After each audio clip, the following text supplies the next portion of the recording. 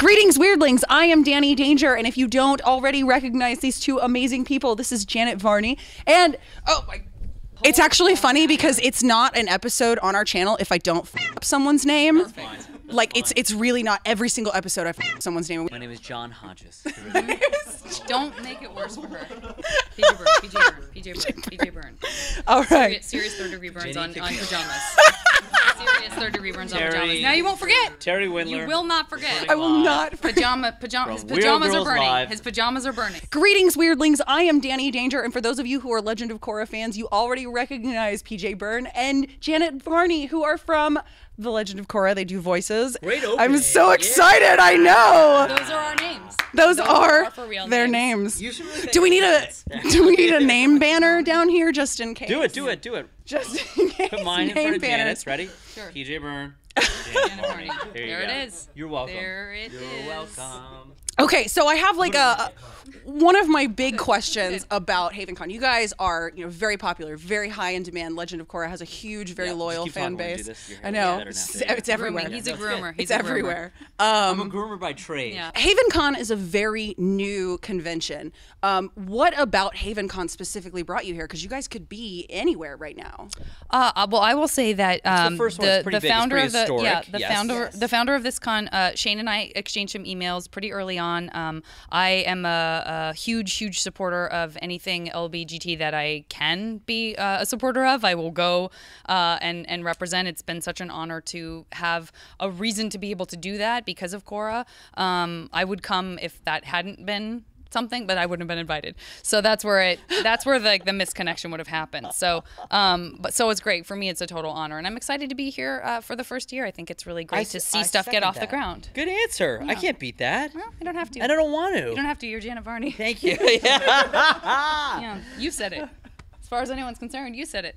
So, speaking of Korrasami being like the big topic of conversation, one of my favorite things about Korrasami is that the creators, said that as the show evolved, Korrasami sort of became a thing. Fans felt that way. As you were performing the show, did you sort of feel like that chemistry was growing? Now, saying that, you don't have the cartoons to sort of speak along to, did you feel that chemistry growing between the characters anyway?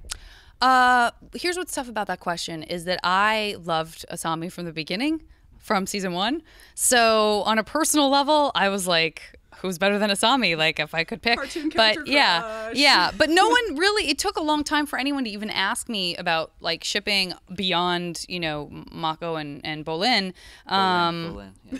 Thank you very much. How are you? Thank you, I appreciate it. Yep. So for me, it made perfect sense.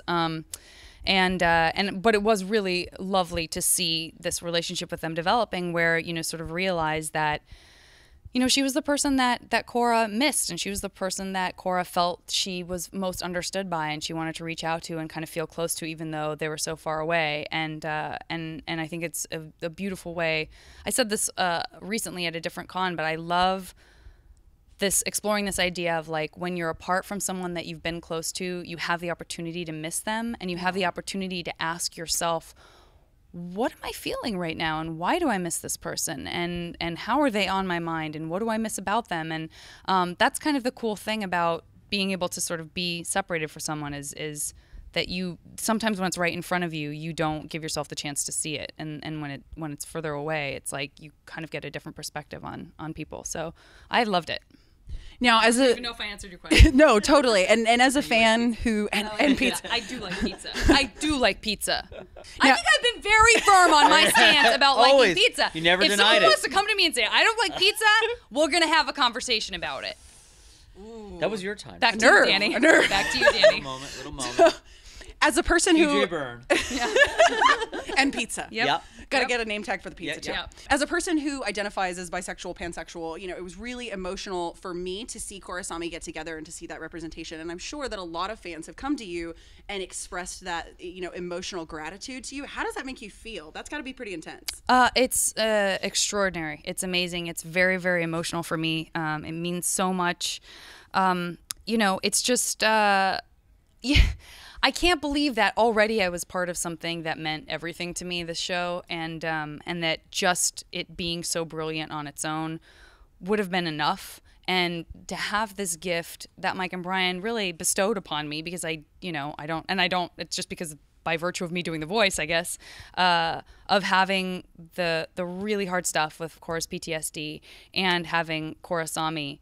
I can't even believe that that's such an honor. It's such an extraordinary honor. And I really want to hold that carefully and feel like I have earned the trust of people who are moved by it and want to talk about it, because I identify with both of those things. So I'm really happy to have a conversation about it with the fans. Well, and that's another thing about, Korra's sort of journey is going through the period of PTSD, because, I read a lot of fiction or watch a lot of fiction stuff, and so many characters go through events that would give them PTSD, and it's just really glossed over, and The Legend of Korra doesn't do that. What kind of, you talked about, the emotional journey of voicing the character. Did you do any research, or what are your personal experiences with reflecting that PTSD in her character? Well, I've had it, so I didn't really have to do any research at all. I know what it's like to be. I mean, in my case, I was in a really serious bike accident, and I ended up having to leave work because of it. And I came back to work thinking I was ready, and I wasn't. And so I really can relate to it on a very, very personal level. So, yeah, I didn't really have to do any research. It was like, oh yeah, I remember this. My brain. I for sure remember this. Feels. Yeah. Yeah. So now Korra grows a lot throughout the series. How do you feel like Bolin grows through the series? Because he's everybody's favorite. He's like everybody's little brother. How do you feel like he grows and matures through the series? Different character. Different. Like, I was in a horrible. Like, oh my God, Jen. I just want to reiterate that I like pizza. That's Okay, not. yeah, let's go back that's to not that. an emotional There's thing. pizza. I mean, it isn't very emotional. Here's but. the you have to remember you picked the perfect girl though for this part, because she just before no one knew what it was in the beginning. And she was so enamored with this character and the level of art and the genius these two guys. Like, she was already all in. So then whatever these new great little issues they were going to throw at her, like she was the perfect sort of vessel to take that and carry all that. So, agreed. Thank you so much. And also, she's a good actress. That's also a big deal. that. Yeah. So I mean, when your heart, if you're a good actress, but really, and your heart's all in it, like you can't. That's an unstoppable force. I love you so much. That's not about Bolin at all, but you're making me cry. Well, we got really serious. I couldn't be like, so Bolin likes lava bending. Aye, super. Are the two girls in love? What's going on in Indiana? I'm like, I just couldn't. My brain wasn't ready to go. Blah, blah, blah, blah, pizza. Okay, well, let's switch tracks a little bit. Yeah, and let's switch it up. So I'm doing a really good job of not fangirling, but I'm going to fangirl right now.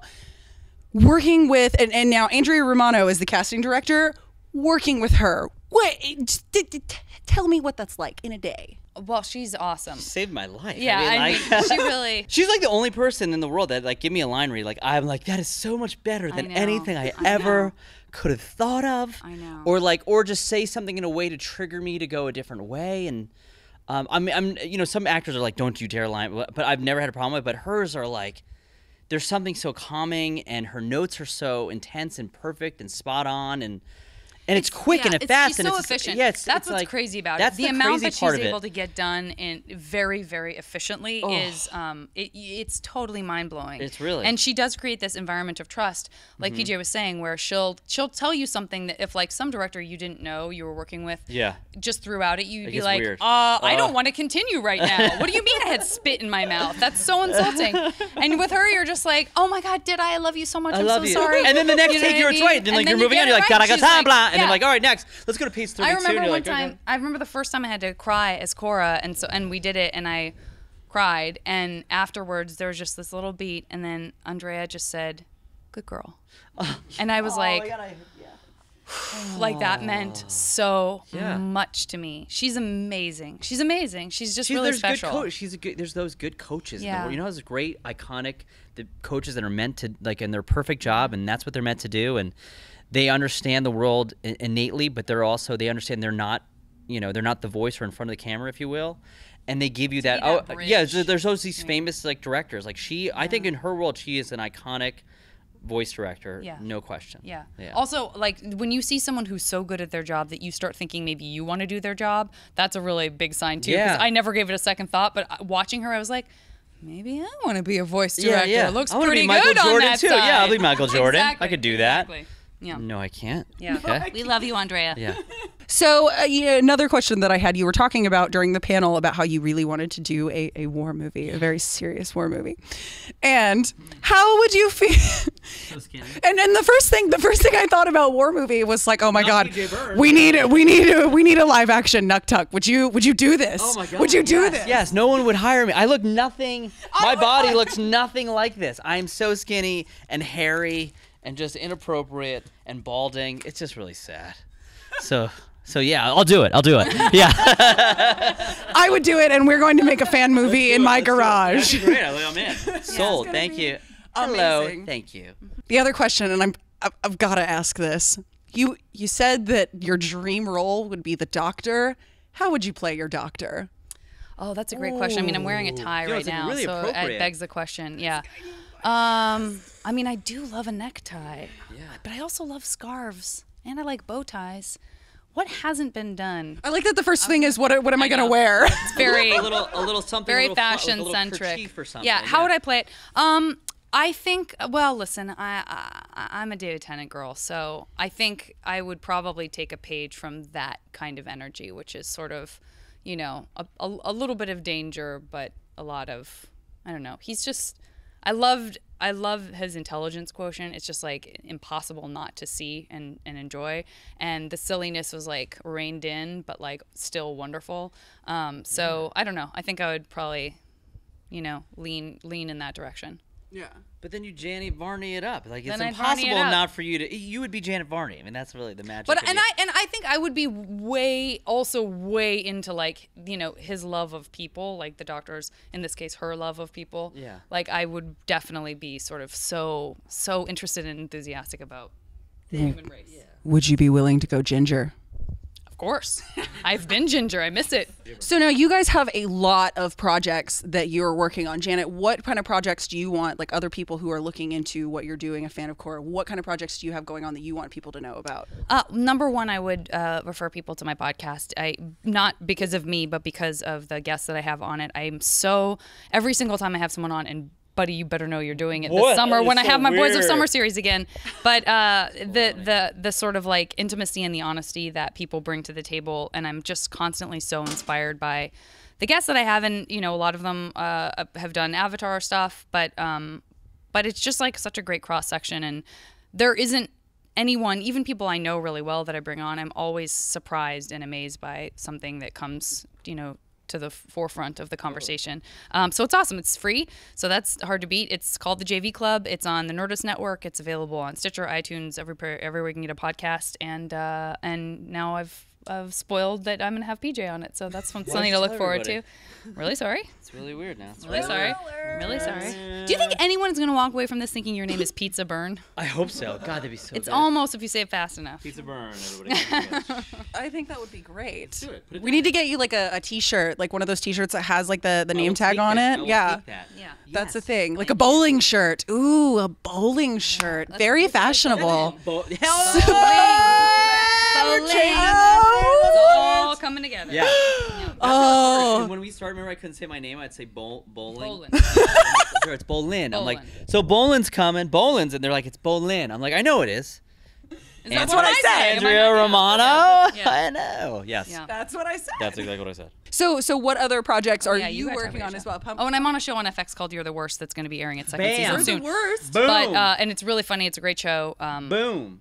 But anyway. Boom. Boom. Wait, but what is? No, that's your show. Yeah, Tell you her. gotta tell Tell us her. what Come it's on, about. You can't just say you're the worst. yeah. It's Like, I'm gonna tell you just, what you that's know what? about. It's a really, it's kind of, what do I want to say about it? It's about a group of young people. I'm not that young, but it's about a group of young people who you, by all accounts, should think each one of those characters is like the absolute worst person in the world, but you kind of are still rooting for them. And it's really funny. And they do a lot of stuff that I've not seen on network television ever before. So it's a great show. But this one, I'm do that to I'm yourself. tuning in. this one. Don't you do that. This Besides our garage this war one's starting movie. a hot new show. Do a new show, HBO. The same people who did Boardwalk Empire, like Terrence Winter and Martin Scorsese. whatever. blah blah blah. But yeah, so I literally go to New York in 2 weeks, and we start shooting an entire season. We did the pilot, we got picked up, so now I'm excited.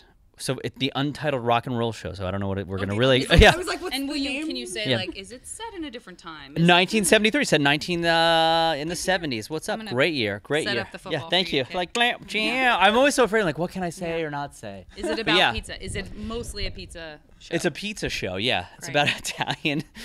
Bobby Cannavale plays an Italian pizza owner. Ray Yeah. Romano's his dad. Yeah. No, but those are Great. people who are in it. And Olivia Wilde. But the cast is great, and I'm so excited. And Juno Temple. And I love those guys and Max Casella, so I can't wait to get back to all of them. And there's a new cartoon that I'm doing that I'm not allowed to say that what I am. Oh, I cannot tell you, but I am so over the moon excited. That's great. Like, you'll know soon.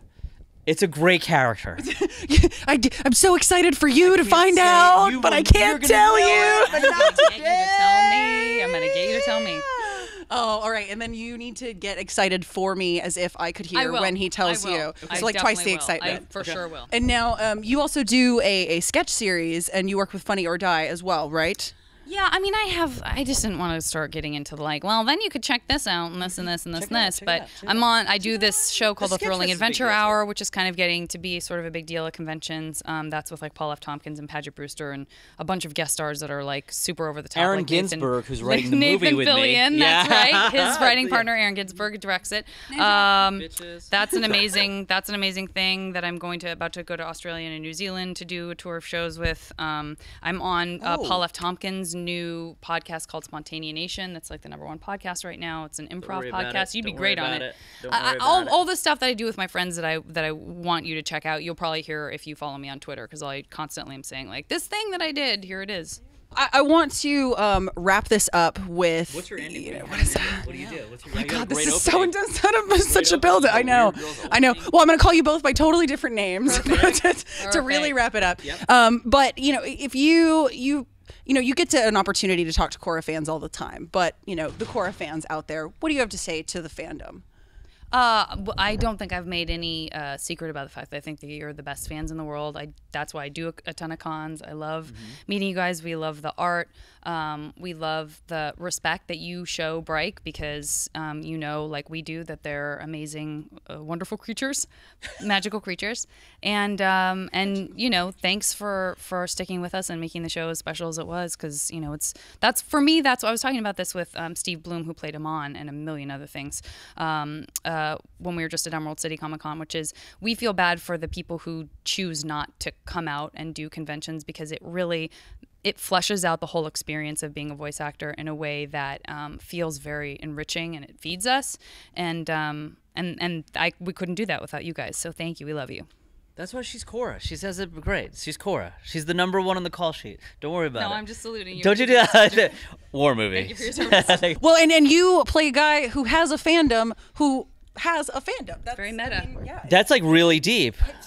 No, the beautiful thing is about, you sit in a booth and you have no idea what's going on. And we saw it at our first Comic-Con that we went to, and I think we were so floored by how many people were there, and then the more we go to and how people wait online for the show and how much they appreciate the show. And because I think as actors that are a part of it, we get it. Like, we get how we now know how big it is, and it became so important to us as time goes on. And then she had deep things to really chew on, and that's why it was so successful, because everyone kind of bought in, and they wrote an incredible show, and because it was really precious to them, and then it became precious to everyone else. And they were great leaders. So, and Andrew Romano is a terrible director. on. Wait, what? I'm sorry. No, she's great. No, wait. What angle are we playing on this one? Yeah. Okay, sorry. She's a great. Yeah, sorry. All right. Any closing comments about pizza before we wrap this baby up? I'm gluten-free. Yeah. Out of necessity, medical necessity. I'm not gonna make a bad joke. No. So that's it. No, I love pizza too. That's so why they so call you tune in. Pizza Byrne, Hey, everybody! Pizza Byrne, Pizza HBO Byrne! Tuesday nights, 7:00. All right. Well, thank you guys so much for tuning in. And if you haven't already, please be sure to like, share, and subscribe. We do interviews every once in a while when we get really lucky and we trip over ourselves and stumble onto famous and talented people. Leave your comments down below. Tell us what you think about pizza. Got some real deep moving words about pizza. Oh, nice. Great ending. Yeah, really good.